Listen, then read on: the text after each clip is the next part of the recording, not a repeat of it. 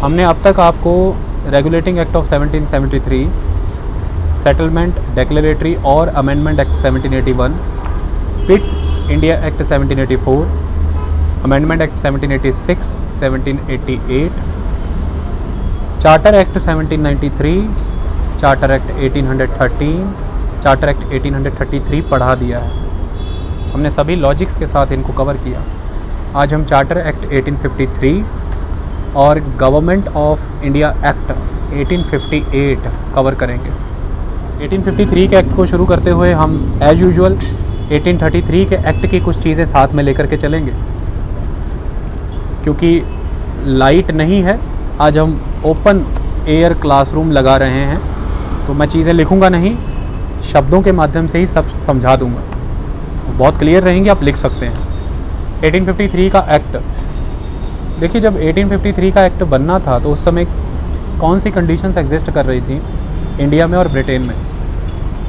सबसे पहले ये कंडीशन एग्जिस्ट कर रही थी कि भारत में बंगाल के एरिया में राजा राममोहन राय के समय से ही एक बंगाल रेनेसेंस की शुरुआत हो चुकी थी। बंगाल में cultural, traditional, religious and social awakening, जागरूकता लोगों में आ चुकी थी। वो गवर्नमेंट के सिस्टम, वो इंडिया के रिलीजियस प्रैक्टिसेस, इंडिया की सोशल इविल्स को लगातार क्वेश्चन कर रहे थे। वो लॉजिक्स को, रीजंस को और ह्यूमन वैल्यू को, ह्यूमनिज्म को प्रमोट करते थे।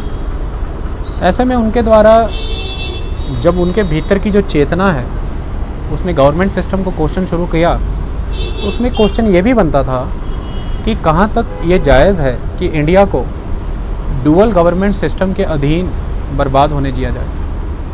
ब्रिटेन गवर्नमेंट को रिजेंबल करता हुआ बोर्ड ऑफ कंट्रोल और ईस्ट इंडिया कंपनी को रिप्रेजेंट करता हुआ कोर्ट ऑफ डायरेक्टर, इन दो ऑर्गेनाइजेशंस के बीच में जो कैओस था, जो एनर्की थी, वो भारत में थी और वो थी गवर्नर जनरल के दफ्तर में, जिसके द्वारा गवर्नर जनरल एक सॉवरेन पावर की तरह बिहेव कर रहा था और उसके उन एग्जीक्यूटिव एक्शंस पे, वो कार्यकारिणी निर्णयों पर कोई सवाल नहीं था, कोई क्वेश्चन नहीं कर सकता था, कोई प्रतिबंध नहीं था। ये पहली चीज़ थी, that the administration of the East India company maintained by the Governor General and the Governor of other presidencies of Bombay and Madras in India, it is not accountable, transparent and answerable to the people. They are working as a sovereign and that too in absolute capacity, so that is not good. तो ultimately इस पर एक सवाल खड़ा होना चाहिए, इससे सवाल किए जाने चाहिए, इसकी जवाबदेही और जिम्मेदारी जनता के प्रति, देश के प्रति होनी चाहिए। तो उसका दूसरा बड़ा सवाल ये था कि कब तक बोर्ड ऑफ कंट्रोल और कोर्ट ऑफ डायरेक्टर जैसी इंस्टीट्यूशंस भारत से लिए गए पैसे से सपोर्ट की जाएंगी, क्योंकि दोनों का खर्चा इंडियन रेवेन्यू और इंडिया में जो कमर्स कर रही थी ईस्ट इंडिया कंपनी, उसी के पैसों से निकलता था। तो यह भी ठीक नहीं था। इससे भारतीय अर्थव्यवस्था पे बहुत ही अतिरिक्त बोझ पड़ता था और इंडियन ट्रेजर जो था वो कहीं ना कहीं यूटिलाइज सिर्फ होता था उन लोगों के लिए। तो अब क्या निर्णय लिए जाने ज़रूरी थे, वो इसी दिशा में बनेंगे, पहली बात। दूसरा, ब्रिटेन में लंबे समय से वो जो आवाज़ थी कि ईस्ट इंडिया कंपनी इंडिया की पॉलिटिक्स को मिसमैनेज हैंडल कर रही है। इतने बड़े लेवल पर आज इंडिया की टेरिटोरियल पोजेशंस बढ़ चुकी थी। क्यों? 1833 का एक्ट पास होने के बाद 1853 तक, इन 20 सालों के दौरान बहुत सारे ऐसे एरियाज थे जो ब्रिटेन ने under the East India Company जीत लिए थे। इसमें 1843 सिंध का अनेक्सेशन बहुत इम्पॉर्टेंट था। इसमें अफ़गान कॉन्क्वेस्ट बहुत इम्पॉर्टेंट थी। इसमें 1849 पंजाब का अनेक्सेशन बहुत इम्पॉर्टेंट था। और छोटे छोटे वो स्टेट्स जो लॉर्ड डलहौजी की doctrine of lapse and policy of outright annexation के तहत ब्रिटिश एम्पायर में इंडक्ट किए गए थे। इतनी बड़ी टेरिटरी को मैनेज करने के लिए गवर्नर जनरल की काउंसिल ऑफ इंडिया और जो बम्बई और मद्रास की प्रेसिडेंसी थी वो एप्ट नहीं थी, वो उतनी नहीं थी कि वो इन्हें मैनेज कर पाएँ। ऐसे में एक बॉडी को पूरी तरह से ज़िम्मेदार बनाना होगा, उसे एम्पावर्ड करना होगा। नई रिक्रूटमेंट्स होनी ज़रूरी हैं सिविल सर्विसेज में और ऑफिसर्स मेरिट बेस्ड होने चाहिए।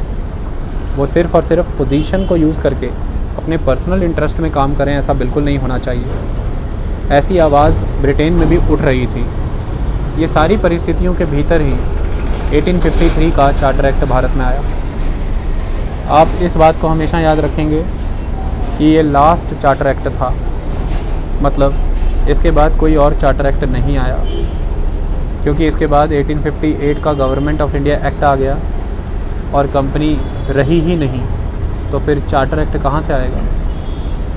चार्टर एक्ट इसलिए आया करते थे क्योंकि 1600 में जब एलिजाबेथ के द्वारा ईस्ट इंडिया कंपनी को ईस्ट के साथ exclusive monopolistic trade rights issue किए गए थे, वो वाया चार्टर किए गए थे। और उन्हीं राइट्स को एक्सटेंड करने के लिए जो एक्ट भारत में आए वो चार्टर एक्ट 1793, चार्टर एक्ट 1813 और चार्टर एक्ट 1833 हैं। लेकिन इसके बाद चूंकि ऐसा कोई एक्ट नहीं आता तो ये लास्ट चार्टर एक्ट होता है, ये इम्पोर्टेंट है। इस एक्ट के आने के पहले की एक खासियत यह भी रही कि लंबे समय से जो भी चार्टर एक्ट आया करते थे उन एक्ट का विरोध कोर्ट ऑफ डायरेक्टर किया करता था, कि कोर्ट ऑफ डायरेक्टर को ये पता रहता था कि हर बार के एक एक्ट के द्वारा ईस्ट इंडिया कंपनी की पावर्स कर्टेल कर दी जाएंगी, कम कर दी जाएंगी। इस एक्ट का विरोध भारत में ईस्ट इंडिया कंपनी के जो ऑफिसर्स थे, जितने भी एक्ट आया करते थे, वो भारतीय ऑफिसर्स भी उन एक्ट का विरोध किया करते थे।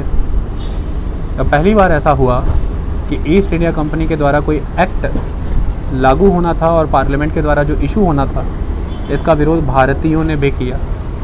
यानी कि 1853 का एक्ट भारतीयों के द्वारा भी रिसेंट किया गया, मना किया गया, क्योंकि भारतीय ऐसा मानते थे कि इन एक्ट के माध्यम से ईस्ट इंडिया कंपनी का रोल भारत में कंसोलिडेट हो जाता है। इन एक्ट के माध्यम से ही डिफरेंट बॉडीज़ जो ब्रिटेन में बनती हैं, जैसे बोर्ड ऑफ कंट्रोल और कोर्ट ऑफ डायरेक्टर, वो बड़े लेवल पर इंडियन रेवेन्यू को ड्रेन करते हैं और इन्हीं एक्ट के ज़रिए overlapping of the jurisdiction and non responsible administrative authorities Bharat में आती हैं, जो सिर्फ और सिर्फ रेवेन्यू लेती हैं लेकिन जिम्मेदारी समझती नहीं। इसलिए भारतीय भी इसका विरोध कर रहे थे और विरोध के कारण मैंने अभी बताया। इसलिए ये एक्ट इस मायने में भी इम्पॉर्टेंट है कि ये भारतीयों की किस तरह की मांगों को, किन कंसेप्ट्स को एड्रेस करता है। चार्टर एक्ट का पहला क्लॉज इन्हीं परिस्थितियों से निकल करके आया, क्योंकि हमें रट्टा नहीं मारना किसी चीज़ को। तो पहले क्लॉज के एक्ट के तहत ये डिसाइड किया गया कि भारत में ईस्ट इंडिया कंपनी ही इंडिया की टेरिटरीज़ को गवर्न करेगी on the name of the majesty, his hairs and his successors. लेकिन इस एक्ट की एक खासियत थी कि इसने पहले के एक्ट की तरह कोई टाइम लिमिट नहीं दी।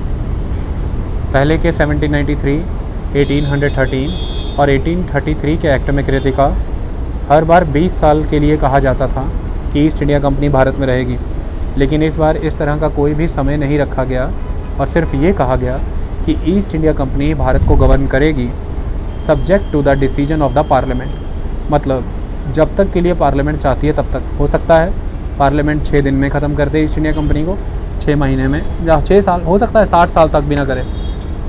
ये क्लॉज किसको सेटिस्फाई करता था?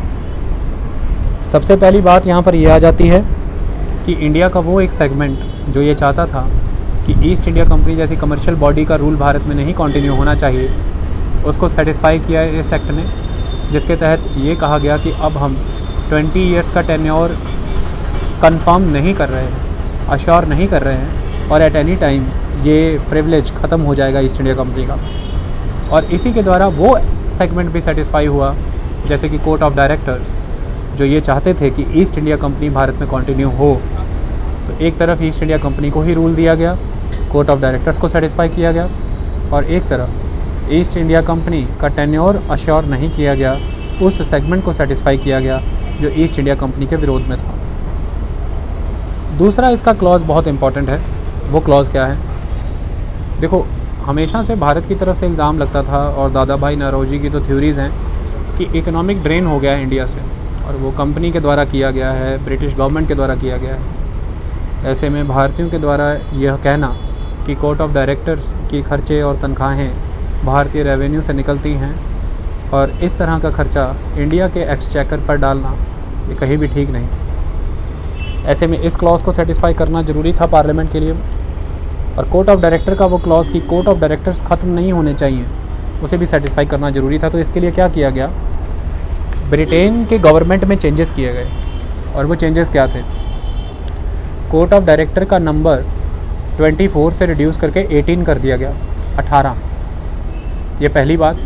तो 6 ऑफिसर कम कर दिए गए, 6 डायरेक्टर कम कर दिए गए, तो उनके एमोल्यूमेंट्स, उनके जो भी रेम्यूनरेशंस रहते थे वो सेव होंगे। तो उतना ही बोझ इंडियन एक्सचेकर पे, भारतीय टैक्स पेयर पे कम पड़ेगा, ड्रेन ऑफ वेल्थ कम होगा। इससे भारतीयों को सेटिस्फाई किया गया।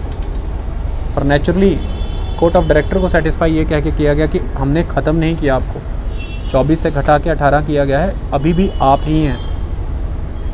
लेकिन इस 18 में 6 मेंबर आज के बाद से नॉमिनेटेड होंगे और वो 6 मेंबर क्राउन नॉमिनेट करेगा, यानी कि इसे हम सेंट्रलाइजेशन ऑफ द गवर्नमेंट कहते हैं। तो ब्रिटेन में गवर्नमेंट को सेंट्रलाइज किया गया।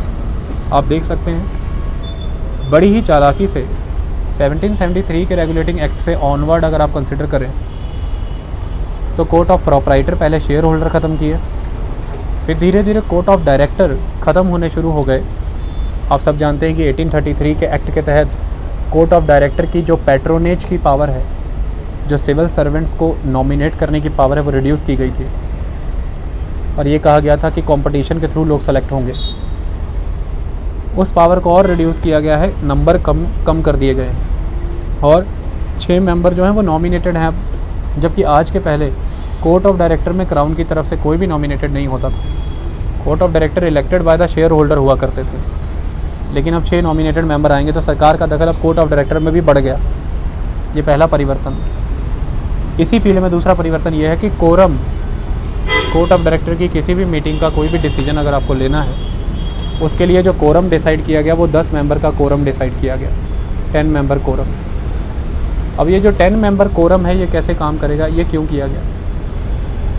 कोर्ट ऑफ डायरेक्टर की मीटिंग हमेशा बहुत ही थिन हुआ करती थी, यानी कि ज़्यादा मेंबर प्रेजेंट नहीं रहते थे। ऐसे में आपने 10 का कोरम बना दिया है, और अगर कोर्ट ऑफ डायरेक्टर्स के एंड पर जो उनके 12 मेंबर हैं उनमें से मेंबर थोड़े भी कम रहते हैं, क्राउन के मेंबर हमेशा 100% प्रेजेंट रहा करते थे। और 10 मेंबर की कोरम में अगर डिसीजन मेजॉरिटी से होगा तो बड़े आराम से मेजॉरिटी 6 मेंबरों की होती है। ऐसे में क्राउन के नॉमिनेटेड मेंबर के माध्यम से क्राउन काफ़ी ईजिली मेजॉरिटी ले जाएंगे। कोर्ट ऑफ डायरेक्टर के डिसीजन भी उन्हीं की मर्ज़ी से होंगे। इसके लिए कोर्ट ऑफ डायरेक्टर को हमेशा मीटिंग में शामिल रहना पड़ा, बड़ी बात है। अब मैं यहाँ पर अगर हम लॉजिकली देखें, तरीके से देखें, 10 मेंबर का कोरम आपने मेंटेन करने को बोला, 18 टोटल मेंबर प्रेजेंट है उस हाउस में। अब 12 के 12 कोर्ट ऑफ डायरेक्टर अगर प्रेजेंट हैं, 6 के 6 मेंबर अगर प्रेजेंट हैं वहाँ पर क्राउन के, तो मेजॉरिटी डिसीजन यहाँ से 10 का बनता, क्योंकि 50-50 9 मेंबर हो गए और एक इंक्रीज़ करके 10 का हो गया। थोड़े भी मेंबर अगर कम प्रेजेंट है, समवेयर अराउंड अगर 12 मेंबर प्रेजेंट है या 11 मेंबर प्रेजेंट है, तो भी एज नॉमिनेटेड मेंबर के क्राउन के थ्रू चली जाएगी, क्योंकि मेजॉरिटी 6 की हो जाएगी। ऐसे में क्राउन के मेंबर अगर प्रेजेंट है तो डिसीजन ज़्यादातर क्राउन ले जाएगा। तो कुल मिलाकर के एक तरीके से इस वे में कंट्रोल करने की कोशिश की गई कोर्ट ऑफ डायरेक्टर को क्राउन के द्वारा। ये जो परिवर्तन किए गए हैं ये विदेश में किए गए। ऐसा नहीं था कि परिवर्तन केवल ब्रिटेन में हुए हैं, भारत में नहीं। भारत में भी बहुत तरीके से परिवर्तन किए गए। उन परिवर्तनों को समझने के लिए पहले कुछ समझिए। देखिए, जब आज की डेट में आप इंडियन पार्लियामेंट की बात करते हैं ना, संसद की, अभी लोकसभा के चुनाव हुए, आप लोगों ने वोट डाला, आप लोगों ने मेंबर पार्लियामेंट चुना। एक पॉलिटिकल पार्टी के पास लगभग मान लीजिए 350 मेंबर ऑफ पार्लियामेंट उस पार्टी के चुन के गए। और अगर लोकसभा की मेजॉरिटी की बात करें तो 272 मेंबर पार्लियामेंट जिसके पास हैं, उसके पास लोकसभा में मेजॉरिटी है। और जिसके पास मेजॉरिटी होती है उसी को सरकार बनाने की अनुमति होती है। अब सरकार क्या होती है वो हम बताएंगे, लेकिन मुद्दे की बात तो ये है कि जो पार्टी मेजॉरिटी लेके गई है, जिसके 350 मेंबर हैं, वो भी एमपी हैं। और जो दूसरी पार्टी है 545 के इस हाउस में 2 मेंबर नॉमिनेटेड हैं एंग्लो इंडियन और 543 चुन के आने हैं। तो 350 में से जो वो बाकी बचे मेंबर हैं 543 तक के, वो भी मेंबर पार्लियामेंट हैं। लोकसभा के ये सारे मेंबर पार्लियामेंट मिलकर के कोई भी बिल को लॉ में बदलते हैं। सभी को वोटिंग का राइट है। ये सारे लेजिस्लेटर हैं, यानी कि कानून बनाने का काम करते हैं। और अगर मैं लोकसभा की और राज्यसभा की कंबाइंड वे में जो पार्लियामेंट है उसे मैं संसद कहता हूँ, तो मैं इसे लेजिस्लेटिव असेंबली भी कह सकता हूँ, क्योंकि ये लोगों के द्वारा चुनी है। लेकिन अगर यही किसी तरह से नॉमिनेटेड या किसी और वे में चुन करके आती तो ये लेजिस्लेटिव काउंसिल भी कहला सकती थी। परिषद, एक सभा होती है, एक परिषद होती है। सिंपली आप इसको थोड़ा सा ब्रिटिश पीरियड में कन्वर्ट करिए कि जो संसद है it is a legislative body, एक कानून बनाने का काम करती है। लेकिन उन्हीं 350 MP जो एक मेजॉरिटी पार्टी के आए, अब उनको सरकार बनाने का मतलब ऑप्शन मिला, मतलब कि प्रेसिडेंट उनको बुलाएंगे कि आप सरकार बनाने का दावा पेश करिए। इसका मतलब क्या है कि प्रेसिडेंट उस मेजॉरिटी पार्टी के MPs जो हैं, उन MPs के द्वारा जो लीडर चुना गया है अपना, the leader of the MPs, उसको प्रधानमंत्री अपॉइंट कर देंगे, प्राइम मिनिस्टर। और फिर प्राइम मिनिस्टर को ये कहा जाएगा कि जितनी लोकसभा की स्ट्रेंथ है उसका 15% लोगों को आप चुन सकते हैं as a council of minister, मंत्री परिषद।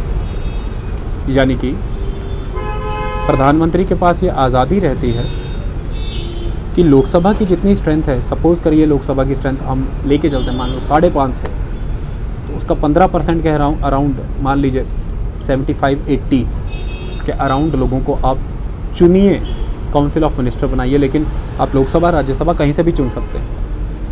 उन लोगों में से जो काउंसिल ऑफ मिनिस्टर आपने बनाई, उनमें से मंत्रालय निकलेंगे, मिनिस्ट्री। हर मंत्रालय में एक कैबिनेट मिनिस्टर, एक मिनिस्टर ऑफ स्टेट और एक डिप्टी मिनिस्टर होता है। 3 मेंबर होते हैं। तो कुल मिलाकर के अगर 75 मेंबर्स की काउंसिल ऑफ मिनिस्टर है तो टोटल मिनिस्ट्रीज 25 होंगी ना, क्योंकि हर मिनिस्ट्री में 3 मेंबर है ना, एक कैबिनेट मिनिस्टर, एक मिनिस्टर ऑफ स्टेट और एक डिप्टी मिनिस्टर। ये जो 25 कैबिनेट मंत्री हैं, इन 25 कैबिनेट मंत्रियों को शपथ ग्रहण प्रधानमंत्री करवाते हैं राष्ट्रपति के वाया नॉमिनेट करके। तो प्रधानमंत्री और वो पूरे के पूरे 75 मेंबर जो काउंसिल ऑफ मिनिस्टर के थे, और उन 75 मेंबरों को deputy cabinet minister, ministry of state and deputy minister को, इनको सपोर्ट करने के लिए हर एक मिनिस्ट्री के अंदर जो सेक्रेटरीज़ हैं, जॉइंट सेक्रेटरीज़ हैं, अंडर सेक्रेटरीज़ हैं, सीनियर सेक्रेटरीज़ हैं, प्रिंसिपल सेक्रेटरीज़, वहाँ से लेकर के पूरी नीचे तक आपके इस शहर की म्युनिसिपालिटी के कमिश्नर और उसके क्लर्क तक ये सारा प्रशासन है। यानी कि प्रधानमंत्री और उनके सभी मंत्री शासन है, शासक हैं, और उनकी सहायता के लिए जितना भी पूरा तंत्र है वो प्रशासन है। तो प्रशासन शासन मिलकर सरकार बनता है। तो सरकार चूंकि संसद के द्वारा, यानी कि लेजिस्लेटिव बॉडी के द्वारा लिए गए सभी निर्णयों को ज़मीनी स्तर पर जाकर के क्रियान्वित करती है, उन्हें अप्लाई करती है, एग्जीक्यूट करती है, इसे सरकार को एग्जीक्यूटिव बॉडी भी कहते हैं। तो संसद अगर लेजिस्लेटिव बॉडी है तो सरकार एग्जीक्यूटिव बॉडी है। और ये जो एग्जीक्यूटिव बॉडी होती है सरकार, ये जो मंत्री होते हैं, इनकी जवाबदेही संसद के प्रति, मतलब कि लोकसभा के प्रति होती है। इनसे सवाल संसद में पूछे जा सकते हैं, इन्हें जवाब भी उनको देने होते हैं। और ये उन्हीं लॉज को भारत में एग्जीक्यूट करते हैं जो संसद से बन के आते हैं। तो somewhere executive is responsible to the legislative. Legislature can ask question from the executive, legislature can ask documents from the executive. ये आज का तंत्र था जिसमें लेजिस्लेचर चुनी हुई थी लोगों के द्वारा। लेकिन अगर हम 1853 के एक्ट की बात करें तो यहाँ पर एक चीज़ हमें दिखी जो आने वाले भारत के लिए एक प्रोटो वर्जन था। प्रोटो वर्जन कहते हैं, the proto version of the parliament, the mini parliament concept. वो क्या था जो गवर्नर जनरल की काउंसिल ऑफ इंडिया हुआ करती थी 1833 के एक्ट में, बंगाल के गवर्नर जनरल को आपने governor general of India declare किया, और गवर्नर जनरल की जो काउंसिल है उसका नाम रखा था काउंसिल ऑफ इंडिया। वो पूरे देश के लिए कानून बनाएगी। इसलिए 1833 के एक्ट में आपने बॉम्बे और मद्रास के गवर्नर की कानून बनाने की ताकत छीन ली थी, क्योंकि देश के लिए एक ही कानून बनेगा और वो governor general of India in the council ही बनाएंगे। उसमें ये हुआ था कि गवर्नर जनरल की जो इंडिया काउंसिल थी, उसमें गवर्नर जनरल ऑफ इंडिया तो खुद थे ही, और 3 मेंबर हुआ करते थे, क्योंकि पिट्स इंडिया एक्ट के तहत 3 मेंबर कर दिए गए थे। लेकिन 1833 के एक्ट में एक नया मेंबर ऐड किया गया था, लॉ मेंबर, और ये लॉ मेंबर की ताकतें अधूरी थी। ये जो चौथा member as a law member add हुआ था, जब लेजिस्लेटिव प्रोसीडिंग्स हुआ करती थी तो ये शामिल रहा करता था उसमें, लेकिन एग्जीक्यूटिव प्रोसीडिंग्स के दौरान इसका रोल नहीं रहा करता था। यहीं से क्लियर हो गया था कि गवर्नर जनरल की इंडिया काउंसिल एक समय पर लेजिस्लेटिव बॉडी की तरह काम करती है और एक समय में एग्जीक्यूटिव बॉडी की तरह। 2 काम अलग दिखे हमें 1833 के एक्ट में। इसे पुख्ता किया गया 1853 के एक्ट में। कैसे? भारतीयों के द्वारा जो आवाज़ उठाई जा रही थी कि भारत के लिए नीतियाँ बनती हैं और इन नीतियों में यदि भारतीय ही शामिल नहीं है किसी स्तर पर, तो यह गलत है। इसे एड्रेस करना ब्रिटेन ने ज़रूरी समझा, और ब्रिटेन में भी ये आवाज़ उठी थी 1833 से 1853 के बीच में कि लंबे समय तक हम भारत में इस तरह से नहीं चल पाएंगे जब तक उन लोगों को पार्टिसिपेट नहीं कराएंगे। दूसरा, 1833 के एक्ट के तहत आपने बहुत स्ट्रांगली बॉम्बे और मद्रास की ताकतें कम कर दी थी, और बॉम्बे और मद्रास को सिर्फ प्रपोजर के स्टेटस पे ला दिया था कि वो अगर कोई लॉ चाहते हैं तो वो governor general of India in the council को जस्ट प्रपोज कर सकते हैं, कुछ भी खुद से इनिशिएट नहीं कर सकते। उनकी तरफ से भी ये मांग थी कि कंट्री लेवल पर अगर आप as a law making body किसी इंस्टीट्यूट को प्रमोट करते हैं, उसमें हमारा रिप्रेजेंटेशन भी होना ज़रूरी है। और ज़रूरत भी हो गई थी, क्योंकि अब भारत काफ़ी एक्सपेंड कर गया था, यानी कि ब्रिटिशर्स के अधीन नई टेरिटरीज़ आ गई थी, टेरिटरीज़ बहुत ज़्यादा हो गई थी, तो इसकी एफिशिएंट मैनेजमेंट ज़रूरी थी। तो भारतीय सेगमेंट को एकोमोडेट करना, ब्रिटिशर्स के द्वारा ये कहना कि इस तरह से लंबे समय तक हम भारत में नहीं टिक पाएंगे, उनको एकोमोडेट करिए थोड़ा बहुत, और governor general in the council कहीं एब्सोल्यूट ना हो जाए, निरंकुश ना हो जाए। और भारत में ही ईस्ट इंडिया कंपनी की जो बॉम्बे और मद्रास प्रेसिडेंसी है, उसके द्वारा मांग उठाना कि भाई हमें भी एक रिप्रेजेंटेशन होना चाहिए। इसके तहत गवर्नर जनरल ऑफ इंडिया की जो काउंसिल है for the purpose of legislation, so governor general council of the legislation, governor general legislative council, word clear हुआ? आज की संसद type. Governor general legislative council के मेंबर इन्हांस कर दिए, 6 से बढ़ा के 12 कर दिए। 6 से 12 कैसे हुए? पहला, एक गवर्नर जनरल हुआ करता था, एक कमांडर इन चीफ हुआ करता था, 4 मेंबर हुआ करते थे, जिसमें सबसे पहले इस 1853 के एक्ट में क्या किया गया, जो चौथा मेंबर है लॉ मेंबर, उसका स्टेटस बाकी मेंबर से इक्वल कर दिया गया। Now the law member is a full time member and it is a complete member. Okay, in 4 member में governor general, commander in chief, 4 member, total 6। इनमें 6 नए मेंबर जोड़े गए। कलकत्ता के सुप्रीम कोर्ट के चीफ जस्टिस, कलकत्ता के ही सुप्रीम कोर्ट के पुज्न जज यानी कि परमानेंट जज, कोई भी एक परमानेंट जज, बंगाल, बॉम्बे, मद्रास, और इस समय तक आप जानते हैं पंजाब अनेक्स्ड था, तो नॉर्थ वेस्ट फ्रंटियर प्रोविंस, इन 4 एरिया से 4 nominated candidates, Bengal presidency, Madras presidency, Bombay presidency, और ऐसा कहा जाता है आगरा प्रेसिडेंसी, जबकि इसे नॉर्थ वेस्ट फ्रंटियर प्रोविंस कहा जाता है, वहाँ से 4 मेंबर नॉमिनेटेड थे। तो टोटल कितने हो गए? 12। ये 12 मेंबरों की गवर्नर जनरल लेजिस्लेटिव काउंसिल बनाई गई। लेकिन गवर्नर जनरल एग्जीक्यूटिव काउंसिल वही थी, governor general and the 4 members. अब ऐसे में गवर्नर जनरल लेजिस्लेटिव काउंसिल बिल्कुल ब्रिटिश पार्लियामेंट की तरह बिहेव करेगी। मतलब गवर्नर जनरल की एग्जीक्यूटिव काउंसिल को गवर्नर जनरल लेजिस्लेटिव काउंसिल को जवाब देना है। मतलब governor general legislative council governor general executive council से सवाल जवाब कर सकती है। गवर्नर जनरल के एग्जीक्यूटिव काउंसिल के द्वारा बने हुए act governor general legislative council के सामने पुट अप किए जाएंगे, वो उनसे जो भी डॉक्यूमेंट्स है चाहे सीक्रेट हैं वो मंगवा सकती हैं। लेकिन गवर्नर जनरल इंडिया काउंसिल की वीटो पावर मेंटेन है। जादू देखिए, इसके पहले veto governor general of India की थी, किसके अगेंस्ट? अपनी काउंसिल कौन सी? 3 मेंबरी काउंसिल, फिर 4 मेंबरी। लेकिन अब गवर्नर जनरल इन काउंसिल की वीटो किसके against? Governor general legislative council के against. Okay, now the governor general is expressing himself via the governor general council of India. It is a complete one body.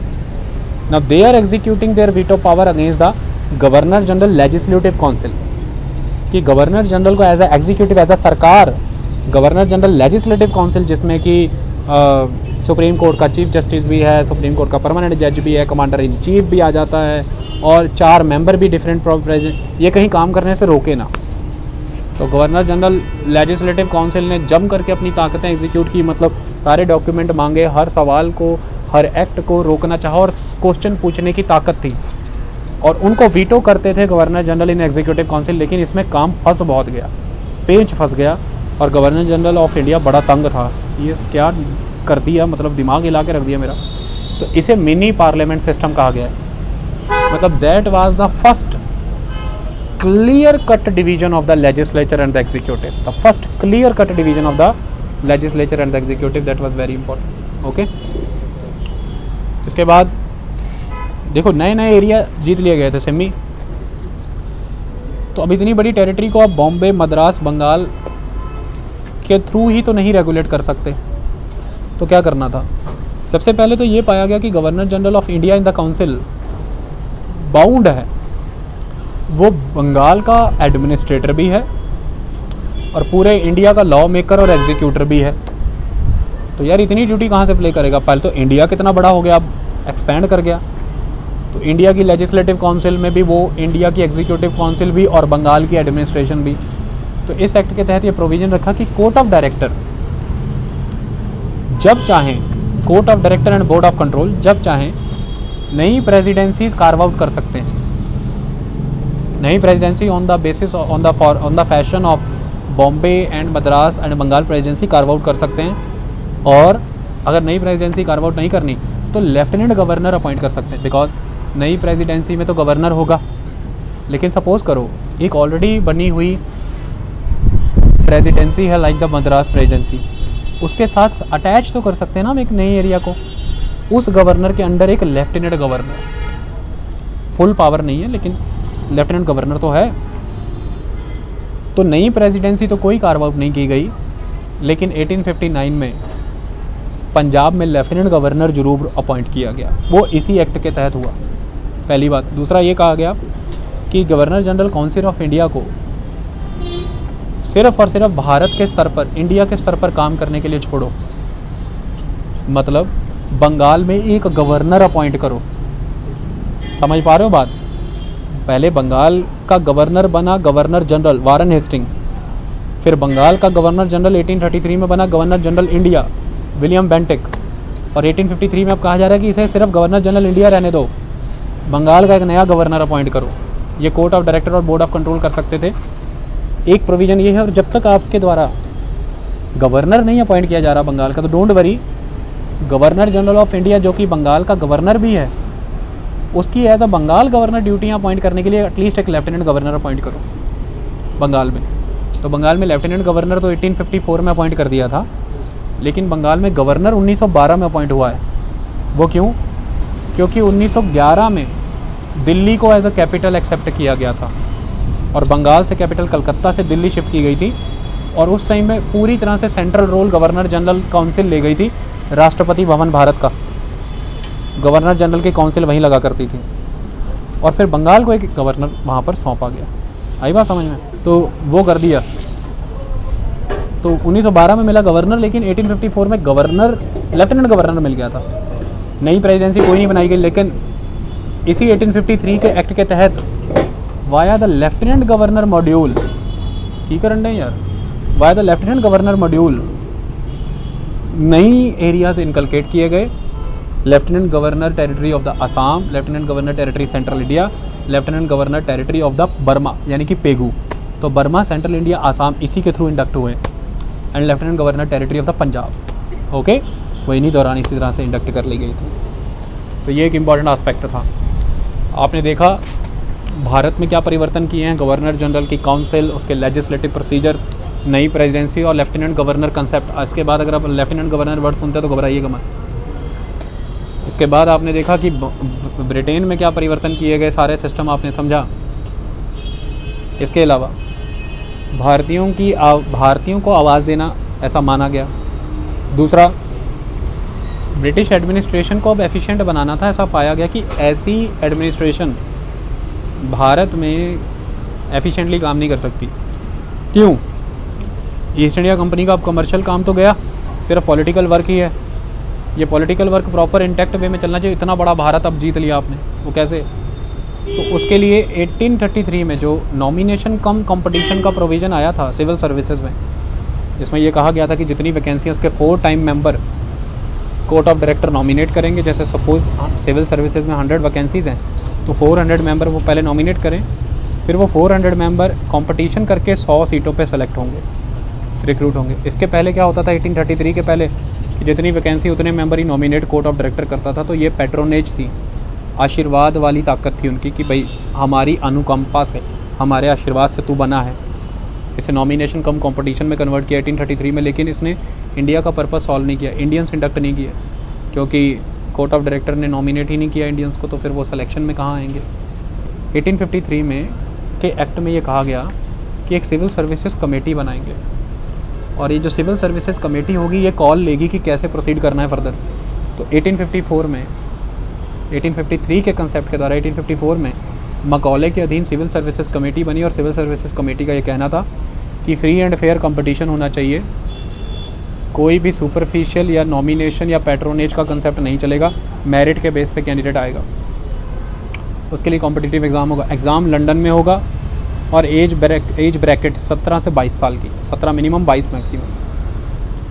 अब इसके तहत क्या हुआ, अब तक क्या हुआ।